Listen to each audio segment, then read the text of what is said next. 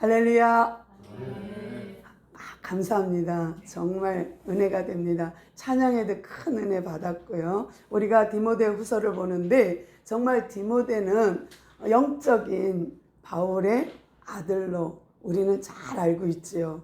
디모데와 디도는 오른팔, 왼팔 같은 존재입니다. 그런데 특별히 디모데후서는 마지막 서신서예요. 그러니까 목회 서신이 3개예요. 디모데전서, 디모데후서, 디도서. 그런데 마지막으로 편지한 것이 디모데후서입니다. 디모데전서, 디도서 순서로 보면 디모데후서예요. 그래서 오늘 우리가 보는 디모데후서는 바울이 생명의 위험을 갖고 편지 쓴 거예요. 정말 유언과도 같은 책이기도 합니다. 그런데 그러면 왜 바울이 이렇게 유언과도 같은 편지를 남길 수밖에 없었을까요? 이 시대는 네로 황제 시대입니다. 우리가 너무나 잘 알고 있는 요한계시록에서 도미티안 황제의 시절을 우리는 잘 알죠. 근데 그에 못지 않는 네로 황제 시대가 있어요. 그거는 기독교인으로서는 정말 뼈아픈 그런 시절을 보내고 있는 거거든요. 1차, 2차, 3차 전도 여행은 사도행전에 기록되어 있습니다. 4차 전도 여행은 사도행전에 기록이 없어요. 그 대신 우리는 어디서 알 수 있느냐면 목회 서신을 통하여서 아하, 바울이 4차 전도 여행을 했구나 라는 걸 알 수 있거든요. 바울이요, 다메섹 도상에서 사도행전 9장에서 예수님 만났어요. 그리고 사명 받았습니다. 그리고 크나큰 부활의 주님을 체험했지요. 그러면서 그가 부활하신 주님을 만났을 때 받은 사명이 이방인의 그릇으로, 이방인의 사도로 임명받았을 뿐만 아니라 겸하여 받은 것이 있어요. 그게 뭐냐면 고난도 함께 받는다는 거예요. 아니, 주의 일을 그렇게 1차, 2차, 3차 목숨을 걸고 전도를 했으며 부귀영화를 누려야 정상 아닙니까? 그 정도로 충성했다면 하나님께서 쏟아주는 복이 넘쳐야 되지 않습니까? 근데 바울의 일생을 보세요. 그는 어떻게 살았는가? 1차 전도 여행을 했지요. 그가 32살에 하나님을, 부활의 주님을 다메섹 도상에서 만났고, 그가 46년에 안디옥에서 임명받고 선교사 파송을 받습니다. 근데 이 안디옥 교회에서 1차 아시아, 소아시아 지역을 전도하고 오니까 문제가 발생했어요. 율법을 지키지 않는다는 바울의, 율법을 지키지 않아도 믿음으로 구원받는다는 바울의 메시지 때문에 문제가 발생했어요. 그래서 예루살렘 교회에서 49년에 예루살렘 공의회가 열립니다. 그때에 베드로가 예루살렘 수장으로 있다가 떠나고, 그 다음에 예수님의 친동생, 육신의 친동생이 이 예루살렘을 치리하고 있었어요. 야고보가. 그러고 있는데 이 바울의 문제가 이슈화가 되는 바람에 49년에 예루살렘 공의회가 열립니다. 그리고 땅 판결 나기를 율법 안 지켜도 돼. 할례 안 해도 돼. 예수 믿어. 그 대신에 음행, 목매어 죽인 거, 피채 먹지 마. 이런 간략한 규정을 지키도록 했어요. 근데 이스라엘 백성들은 할례가 너무 중요한 거예요. 왜? 땅이 빼앗겨도, 나라가 망해도, 주권이 사라져도 그들에게 남아있는 건 할례였어요. 오로지 이 할례만큼은 이방인이 어떤 강국이 어떤 월드 파워도 누구도 건드릴 수 없는 것이 할례였거든요. 그래서 그들은 강력하게 주장했어요. 안 돼. 할례는 받아야 돼. 그것이 선민이야. 그것이 하나님 백성의 표징이야. 라고 한 거예요. 왜? 그들의 조상 아브라함으로부터 계속 대대로 지켜온 것이 할례이기 때문이죠. 그런데 이게 안 지켜도 된다고 땅 판결 났어요. 그 다음에 2차, 3차 전도 여행을 통과하면서 바울은 알았어요. 아, 이번에 내가 예루살렘 가면은 고난을 받을 거구나 알았어요. 그리고 그가 고린도에서 밀레도에 가서 에베소의 장로들을 초대해서 이야기합니다. 여러분, 내가 이제 예루살렘 갑니다. 이제 내가 가면 고난 받을 것을 압니다. 두 번 다시 여러분을 못 만날 수도 있습니다. 그랬더니 막 끈안고 울고 장로님들하고 울고불고 했어요. 안녕 하고서는 예루살렘 갔지요. 아니나 다를까 거기서 체포됩니다. 뜻하지도 않는 드로비모라는 사람 때문에 에베소 교회의 성도 드로비모를 데리고 갔는데, 이 드로비모는 이방인이거든요. 근데 이방인을 데리고 성전에 올라갔다 하는 오해를 받습니다. 성전은 들어갈 수 없어요, 이방인은. 그런데 바울이 건방지게 이방인을 데리고 들어갔다는 소문이 샥 났어요. 그 일 때문에 고소를 당했고 그는 감옥에 갇히게 되었습니다. 이 사건으로 알았어요. 아하, 주님의 말씀이 너는 이방인의 그릇일 뿐만 아니라 임금들과 함께 복음을 전하게 될 거라는 걸 알았어요. 그 다음에 고난도 겸하여 받을 거라는 걸 알았어요. 이거구나. 이거구나 알았어요. 그리고 그는 가이사 감옥으로 이송되고 2년 있는 동안에 벨릭스나 아그리빠 왕 이런 사람들에게 복음을 전합니다. 도저히 감옥에 안 가면 만날 수 없는 그런 총독들을 만나게 되죠. 그리고 로마로 압송되어서 로마에서 고소받은 것 때문에 가택연금을 받죠. 근데 이렇게 재판 중인데 피고인의 위치로 로마에 가택연금 되었는데, 그 고발한 그 이스라엘 백성 중에 고발인이 오지 않아. 그러니 재판을 기다리다가 예루살렘에서 그들이 고발을 했으면 와야지 로마에. 그런데 오지 않으므로 재판이 끝. 그리고 나서 그는 가택연금 상태에서 4개의 서신서를 씁니다. 감옥에 있어서 에베소서, 빌립보서, 골로새서, 빌레몬서를 씁니다. 그러면서 거기서 어떻게 해요? 진지하게 그리스도가 누구며 하나님이 누구며 교회는 누구인가를 다 기록하죠. 그게 옥중서신이에요. 그리고 나서 그가 풀려나죠. 그러면 바울이 11년 동안 나 고생 되게 했는데 이제 조금 쉬어야지 그랬던 바울이 아니에요. 세상에 그 감옥에서 2년 있었거든요. 가이사랴에서 2년, 로마에서 2년. 그러면 실만도 하잖아요. 그런데 그는 아니에요. 또 복음을 전하러 4차 전도여행을 떠나 그레데 섬 디도를 담임 교역자로 납두고 에베소에 또 디모데를 납두고 마게도냐로 올라가서 이고니온 내려갑니다. 근데 이게 여기서 마게도냐에서 이제 아가야 지역으로 내려가다가 니고볼리에서 체포당해요. 그래서 정말 어이없게도 정말 메네스의 그 감옥에서 죽습니다. 그러기까지 그 전 과정이에요. 이제 마지막에 이 네로 황제 때 문제가 발생한 것이 대화재입니다. 로마의 대화재. 이 화재의 원인을 그리스도인에게 덮어 씌운 거예요. 그래서 모든 그리스도인을 잡아들여! 누구든지 그리스도인을 잡아오는 사람, 상을 주겠다. 악착같이 잡아들입니다. 그 와중에 바울이 잡혀갔고요.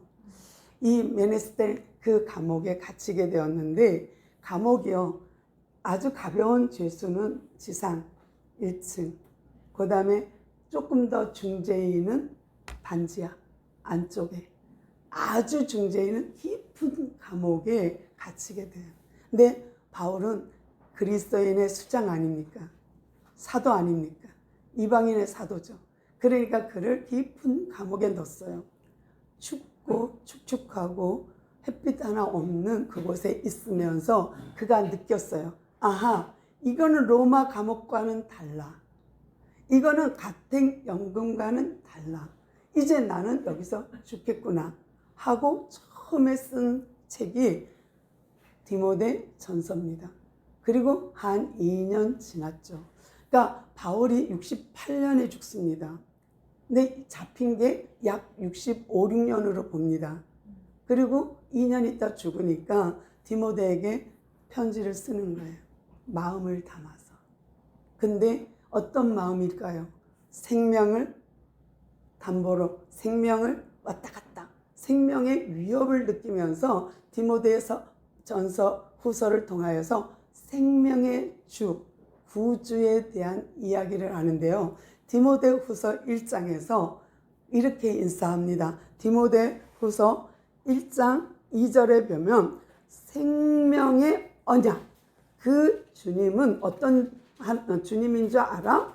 생명의 언약 가운데 1절이군요. 1절 중간 부분 보면은 예수 안에 있는 생명의 약속대로 나는 평생 달리겠다. 이제 내 생명은 위태로운 등불 같다라는 것을 느껴요. 그리고 생명의 약속대로 주님이 나의 구주로, 나의 생명의 주인으로 나를 구원할 자라는 것을 암시합니다. 그리고 디모데야, 내가 너랑 헤어질 때 너 울었지. 너 여기 에베소 교회를 7위에 감독으로 세워놓게. 너 여기 장로로 있어. 나는 마게도냐로 가서 복음 더 증거해야 돼. 내가 1차, 2차, 3차 하면서 거기에 전도했던 데를 돌아봐야 되겠어. 할 때 디모데가 2차, 3차 같이 움직였는데 여기서 떼놓으니까 울었어요. 나도 선생님하고 같이 가고 싶어요. 그 눈물과 두 번째 눈물은 뭐예요? 듣고 듣다 보니까 디모데가 날마다 울면서 목회한대요. 왜요? 에베소 교인들은 대단한 교인들이에요. 성도도 많지만 계시록에도 나오죠. 첫사랑을 잃어버린 교회. 전통 있고 엄청난 인원수도 있고 그런 교회 사역하기가 쉽겠습니까? 천석구는 천가지 걱정, 만사구는 만가지 걱정이 있답니다. 여러분이 섬기는 교회의 목사님도 식구가 많으면 많은 대로 고민도 걱정도 많을 거예요. 적으면 적은 대로 걱정이 있거든요. 그런데 이렇게 바울이 에베소 교회에 디모데를 파송해 놓고 걱정이 됐어요. 날마다 눈물로 목회한다는 이야기를 들은 거예요. 그러니까 야 디모데 너무 힘들어하지 마. 이것을 위하여 너도 나도 부름받았어. 너도 선교사, 너도 선포자, 나도. 너도 사도, 나도 사도. 너도 교사, 나도 교사로 불렀어. 그 이야기가 9절 이하로 쭉 넘어가면서 우리 구주가, 우리 주님이 생명의 주인 아니야? 그분이 죽고 사망을 패하고 우리를 영생으로 인도해 우리의 생명을 나타내게 하신 그 분이 우리 주님 아니겠어? 근데 그 주님이라는 구주라는 단어는요, 네로에게만 쓸 수 있었던 시절이에요. 그러니까 네로는 우리를 구원할 구주, 그분이 황제가 신인 거예요. 그러니까 황제를 숭배하는 그 시절에 바울이 자꾸만 예수님을 구주라고 말하니 괴수지. 죄인 중에 죄인이지. 그러니까 잡아넣었지. 그러니까 감옥에 넣었거든요. 그러면서 내가 이렇게 잡혔어. 내가 메인바 되었더니 부끄러워. 나를 부끄러워. 이거는 고건법이라 그래요. 많다를 바울은 적지 않다라는 표현을 많이 써. 적지 않게. 이렇게 표현을 많이 해요. 부끄러워. 역으로. 당당하게. 당연하게. 이렇게 받아들이면 돼요. 그러니까 나를 부끄러워해서 당당하지 못하게 사람들이 떠났어. 그런 사람이 또 누구냐? 호모게네. 이런 사람은 나를 떠났어. 부겔로 이런 사람은 나를 떠났어. 그러나 오네시보로는 나를 찾아오고 또 찾아와서 위험을 감수하고도 나를 찾아왔지 하면서 2장으로 넘어오면서 뭐라 그러냐면, 이제 1장에서는 너와 내가 복음으로 고난을 받자 라고 말한 것이 1장에 있습니다. 복음 안에서 너와 나는 고난을 함께 받자가 1장 8절에 있습니다. 8절 끝부분 보면은 복음과 함께 고난을 받자 했어요. 2장에 넘어와서는 이 복음으로 우리가 또 고난을 받자 하고 얘기합니다. 그러면서 디모데야, 너 나 봤지? 내가 감옥에 있는 거 알지? 그러나 나를 부끄러워하지 마. 내가 메인 거에 대해서 너 부끄러워하지 마. 당당해. 괜찮아. 왜? 우리에게는 생명 있잖아. 우리에게는 영생이 있잖아. 이 땅이 전부가 아니야. 우리 주님이 우리를 구원하셨어. 그러니 당당하게 복음 전하라는 거예요. 당당하게 고난을 받으라는 거예요. 당당하게 예수 그리스도를 전파하라는 거예요. 근데 바울은 평생을 그렇게 보내는 거를 디모데가 봤잖아요. 근데도 디모데는 마음이 약해, 유약해. 그래서 걱정을 얼마나 했는지 위장병이 걸려서 포도주를 먹어야 될 만큼. 걱정하지 마. 사람들이 뭐라 그래도 괜찮아. 약으로 포도주를 조금씩 막 그럴 정도로 유약했어요. 또 그 어머니 이니게와 루이스를 통해서 받은 그 믿음으로 그는 단단한 믿음이 있었어요.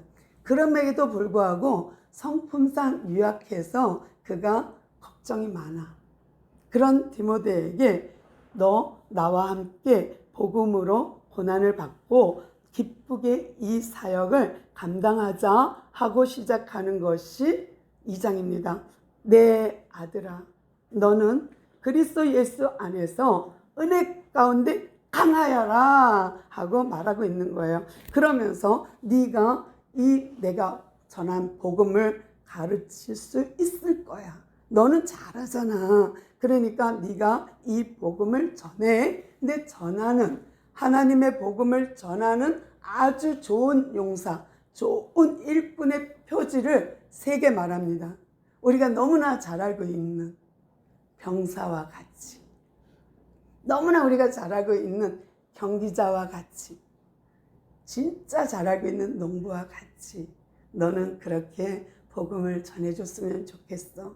이것이 좋은 일꾼의 자세야 라는 거예요. 그러면 첫 번째 우리가 보면은 뭐예요? 병사와 같이. 군인이 자기가 하고 싶다고 마음대로 할 수 있는 게 없어요. 취침하면 다 자야지. 아니 1시간 있다 잘게요. 조금만 핸드폰 하고요. 조금만 책 좀 보고요. 그럴 수 없잖아요. 기상나팔이 빰빠바바밤 하면 일어나야죠. 10분만 더 자고요. 그러면 맞아요. 밥 먹어? 아침, 점심, 저녁? 그런데 나는 지금 안 먹을래요. 1시간 있다 차려주세요. 그럴 수 없잖아요. 그러니까 부른 자의, 모집한 자의, 병사를 모집한 자의 마음을 기쁘게 하지 않으면 안 되는 거예요. 그러니까 예스, 말씀하시면 예스. 왜? 예수님이 머리니까. 너는 지체잖아. 머리가 지시하면 움직여야 되는 게 지체잖아. 그러니까 병사와 같이 하라는 거예요. 두 번째는 경기자와 같이 법대로 살아라는 거예요.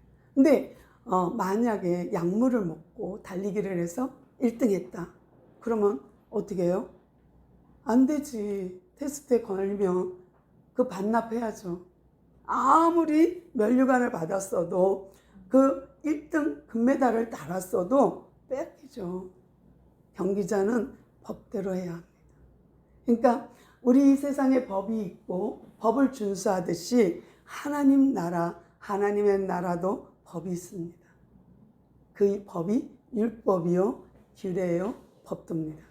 이거를 준수할 때에 경기자가 상을 받는 거예요.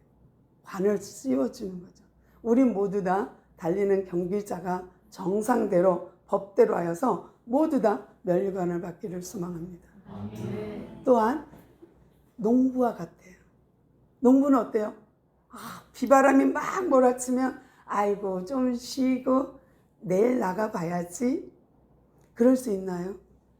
비가 오면 장마가 지면 더 밭에 나가서 물고랑을 내야 돼. 안 그러면 물이 범람해서 다 쓰러지거든. 논에 물이 가득해. 물을 좀 빼줘야 돼. 안 그러면 쓰러져. 또 태풍이 불어. 그럼 과실수를 붙잡아 놔야 돼. 안 그러면 다 낙과가 되니까. 눈보라가 치면요. 폭설이 내리면요. 집에서 아유 폭설 내리는구나 쉴 수 있을까요? 농부는 수고를 아끼지 않습니다. 자기 몸을 던져서라도 태풍을 맞아야 되고 자기 몸을 던져서라도 눈을 치워야 돼. 그것이 농부예요. 그러니까 바울이 그걸 말하는 거예요. 너가 좋은 일꾼 되고 싶으냐? 경주자처럼, 농부처럼, 군인처럼, 병사처럼 네가 그런 마음 가지고 강하게 복음을 전하여라 라는 거고요. 그러면서 복음의 내용이 한 급 올라갑니다. 1장에서는 구주를 말했다며 부활을 말했다면 2장에서는 더 깊이 그 부활의 주님을 말합니다. 그러면서 너 알아라. 우리 주님이 우리를 어떻게 했는지 알아? 죽었어. 예수와 함께 죽고 예수와 함께 살리신 분이야. 그분이 부활한 것처럼 우리도 부활할 거야. 우리가 주님의 지체로 주님이 머리고 우리는 몸 되어서 지체로 함께 죽었고 그분이 일으키셔서 그분의 자리까지 하늘 보좌 우편까지 올리우실 분이라는 것을 더 깊이 더 복음의 깊이를 더하여서 말합니다. 이 복음을 믿어.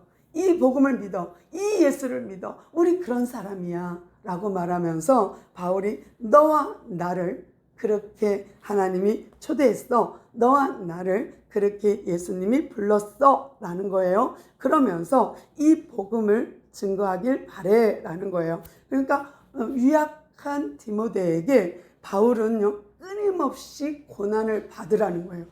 아니 예수 잘 믿으면 복 받아야지. 예수 잘 믿고 교회 잘 다니면 전도 많이 하면 복 받아야지. 왜 핍박이 있는 거야? 아니 저렇게 말씀을 잘 증거하고 저렇게 교회가 훌륭한데 왜 전도가 안 되지? 목사님한테 문제 있는 거 아니야? 목사님이 아파. 암이 걸렸어. 질병 있어. 그런데 왜 그래?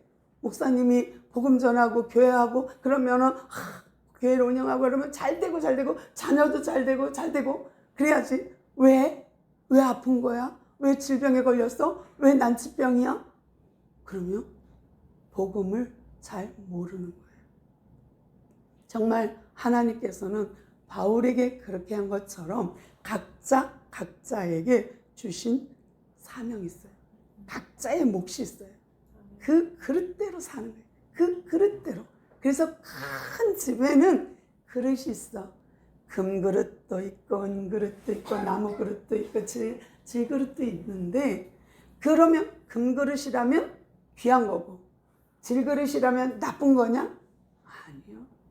바울은 이렇게 말해요. 큰 집에는 금그릇, 은그릇, 나무그릇, 질그릇 있지만 깨끗한 그릇을 하나님은 사용한다. 우리 모두가요 정말로 다 금그릇, 은그릇 갖고 싶죠. 나 금그릇, 은그릇 되고 싶죠. 그러나 더 중요한 것은 귀하게 쓰이고 천하게 쓰이는 것은 금그릇이라 할지라도 그 금그릇이 천하게 쓰일 수 있어요. 왜요? 깨끗하지 못하면. 은그릇이라 할지라도 천하게 쓰일 수 있어요. 그것이 더럽다면. 그런데 지금 바울은 이렇게 말해요. 너도 나도 하나님이 즐겨 쓰는 깨끗한 그릇 되길 바래. 그러니 너도 나도 깨끗한 그릇, 예수를 담은 보배를 담은 거룩한 그릇이길 원해 하고 지금 2장에서 말하고 있는 거예요.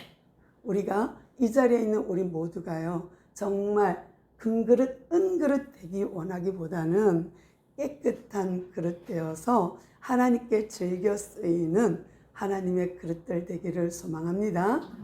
주님 감사합니다. 오늘도 우리에게 이렇게 주 안에서 아름다운 만남을 주셨고 말씀을 듣도록 허락해 주셔서 감사합니다. 이제 우리가 주님이 쓰시고자 할 때에 언제든지 하시라도 우리를 불러 사용하는 주님의 즐겨 쓰이는 그릇 되게 하옵소서. 우리와 우리 가족이, 우리와 우리의 나라가 그렇게 쓰임 받기를 소망합니다. 어디에 있든 무엇을 하든 어떻게 하든 주님의 영으로 함께하여 주셔서 하나님의 영으로 인하여 우리가 쓰임 받는 주의 일꾼 되게 하옵소서. 함께 하시니 감사하며 예수님의 이름으로 간절히 기도드리옵나이다.